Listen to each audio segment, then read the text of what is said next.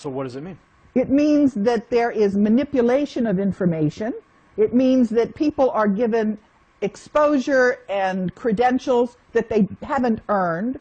You know, some people have said, I obviously have to be a disinformation expert because I'm getting press coverage. I can show you all of the effort that I took to get exposure and for people to vet my story, and I'm simply getting exposure. What do you say to those people who would call you a disinformation agent who has been putting out information to confuse people or to misdirect people? People that might even leave comments in the video section below and say, she's actually a World Bank agent provocateur. How do you address that question? What I say is that if you look at what it is, don't look at me, don't criticize me, look at what I'm saying, see if I have anything to back it up, if I have documentation for it. But one of the other criticisms I get is that I couldn't be alive. If I were for real, I wouldn't have made it this far. And the answer that I have to that is I say, I have always been working in a team of whistleblowers. If something happened to me, it was just going to blow up what I was trying to uncover, because I was talking about a cover-up of corruption. I didn't have a document, any one document I needed to reveal. I was pointing to a whole system of cover-up. I was pointing to the fact that the media was not telling the story the way it deserved to be told. They had an agenda. They had a hidden, secret agenda. As I've said, the whistleblowers are like Toto in The Wizard of Oz, pulling the curtain back. And people are now seeing the wizard, which is this corrupt group, and they're also seeing that the mainstream media is projecting onto a screen their propaganda, which is not reality. What you get in the mainstream media has a hidden secret agenda. It wouldn't be there if people whose interests are behind that cabal is what they're called. So on the internet now, anyone can publish any documents, anyone can publish any website to establish a historical record. How do we know the information that you've been receiving is actually authentic? I mean, the birth certificate of the President of the United States has been in question for so many years. Even when it was released, the most recent official one was released, they found multiple layers in the birth certificate. So what's to say that information that you've been receiving hasn't been doctored by another agency or another entity to provide you with information that could misdirect? Because if they see perhaps that you're out there speaking these things, that people are going to believe you because of what you say, but they may be feeding you wrong information. Is there any possibility that could be true? Well, as for the storyline that I have, I can give a very detailed chronology showing at any given stage what I was revealing, who I was revealing it to. It's very compelling. That's not something that can be doctored. That is absolutely, it's just, it's there for anybody to read. And so that's, if anybody is saying, am I for real? Yeah, I'm for real. Now, am I doing a good enough job on the information that I'm getting from other whistleblowers?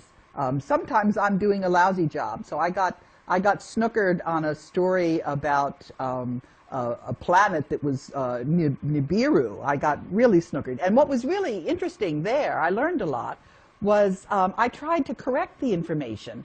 And every time I corrected the information, it was taken down from the internet. So I learned that you have to be really a little careful about information and vetting it. Well, certainly practicing discernment in everything we do is something that must be practiced, especially when we're handed documentation that can make certain claims, and of course vetting the documents themselves. So back to the topic at hand, and the global cabal of puppet masters who are pulling the strings of the international elite and the banksters. I had mentioned the Illuminati and the Masons, and I mentioned the the Order of the Garter, and these super secret organizations. But you take it all back to the Vatican. You take it all right back to those this species of people. If I could provide a little bit of historical perspective for a moment, when the Illuminati was supposedly disbanded, some people believe that it just didn't disappear. It went underground, and it simply spread itself out. Would you say that the same is happening with this species of you know, I would say, you say they're not human, but for lack of better words, I'll say they're a species of humans. Do you think that these individuals have peppered themselves through some of these organizations as well? What I know is... Or is it isolated simply to the Vatican? What I know is that when you get to be a 33rd degree Mason, and the Black Pope, and also the archaeologists, they all know that Moses was Akhenaten.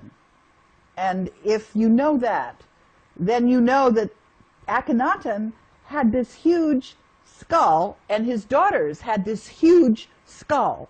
So I'm going to presume that they probably also know that there are individuals, and they're not humans. They do not have the same kind of DNA that we do. And I can tell you what I know about them. They're very mathematical. Their average intelligence is about 150. And they do not have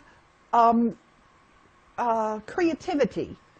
They're not emotional. And the other thing is that in the process of working with all of these whistleblowers, I've learned a lot about the strengths of Homo sapiens, because you know, we're not giving each other salaries, we're not giving each other honors, we're not giving each other anything other than additional hard work. But we also know who we're working for. We're working for all of humanity. So I have to ask this question, because some of the viewers who are watching right now are going, they're talking about another species with an elongated skull. You mentioned the high intelligence, the lack of creativity, and it's going to be hard for people to grasp that reality. And of course, everyone has to do their own homework to discover these things. But given your whistleblower status with the World Bank, do you think that by promoting or discussing these types of theories hurts your credibility and all in the minds of some of the people who may have first heard of you through the whistleblower status at the World Bank? I'll tell you what, I've gotten a fair amount of feedback like that. And I'll tell you what I say to these people. I say that it has been an incredible experience to have made it this far. And the number one thing that I've learned in that process is to trust my own intuition, because that has really served me very well. And my intuition is telling me that this is the time to tell people this. Well, Karen, thanks for taking the time. I wanted to ask you some tough questions and have you here to discuss some of these hard facts, and I thank you for taking the time to sit down with me today. Thanks for having me. All right. Gary Franchi signing off for the Next News Network. That was Karen Hudes. She's a World Bank whistleblower. Karen, what's the website? My website is www.kahudes.net, but just Google me and you'll find all kinds of stuff. All right, you heard it here. Google Karen Hudes. You'll find out more. As always, research the facts for yourself. Discover. Discovery on your own is always going to be the best. And like Karen says, listen to your intuition.